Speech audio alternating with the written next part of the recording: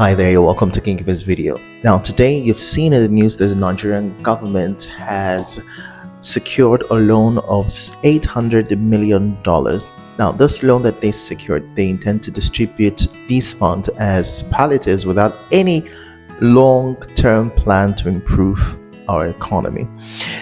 This has been going on for several decades now. At some point, the federal government feels the need to borrow from the World Bank or from the International Monetary Fund to give to poor persons in Nigeria. And these poor persons, some of us don't know them because I don't know. And they said that they intend to give to 10 million households. If we're to share $800 million, which is equivalent to 600 billion naira to 10 million households, that means each household is going to get 60,000 naira. Yes. Yeah, I'm looking at my calculation here. 60,000 naira. That's how much a household is going to get. And what are they going to use it for? Palliative. They're just going to use it to buy food stuff and put in the house to eat. And at most, that 60,000 naira is going to really last for like a month or 2 months, and that's all. Will the government keep going to borrow money as palliative every 2 months for this endeavor? It doesn't make sense. It's not built to enable the country grow. Now, I think that the best thing that the country can do or the government can do for Nigerians is to find ways to fund small-scale businesses. They're so much important to us right now. Because if we're able to invest in these small-scale businesses, imagine funding small-scale businesses with $800 million. And you can give a business at least 1 million naira to somebody can use 1 million naira to start up a business.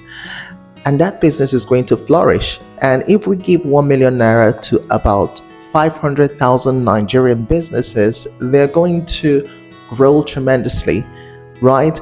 And some persons are going to grow to the point where they can actually employ more Nigerians. It will set a new trend for us. If we're ready to go through this route, I think it's important for us to actually have a selection or process through which these entrepreneurs can be selected. They draft a proposal, a very compelling proposal, submit to the federal government. Federal government will select competent economists who will sit and decide who gets the money and who doesn't get the money. By so doing, we're able to cut off a lot of persons who are going to just take the money and squander. So if you get the money, it's going to be monitored. We monitor you and the business and the things that you planned to do to ensure that you're doing it, to see that we get value from the money that we've given to you. Once we're able to do this, you realize that the poverty rate in Nigeria is going to drop drastically, and we may not need to borrow anything from the World Bank. We probably might be even thinking of paying the World Bank back the loan that we've got from them, which of course seems to be way bigger now, considering the fact that we've been borrowing for over so many decades.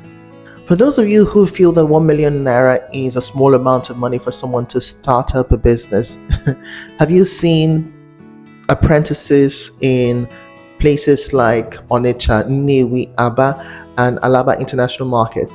These people were settled by their bosses with as little as 500,000 naira, and for some persons they're settled with 1 million, 1.5 million, and they go ahead to create great businesses and drive big cars and live a really great life.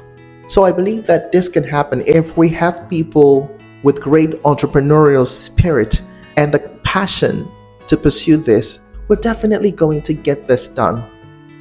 We'll definitely get to where we want to be as Nigerians. So I encourage the federal government to try as much as possible to look towards this direction of trying to invest in Nigerian entrepreneurs and not getting money just solely for palliative. We're done with palliative. The palliative hardly gets to some of these families that you're mentioning here. But if you can give it to at least 500,000 entrepreneurs in Nigeria, it is going to go a long way to help curb the growing poverty in Nigeria. I am King Ife, and I more than anything love for all of us to prosper in this country. Thank you.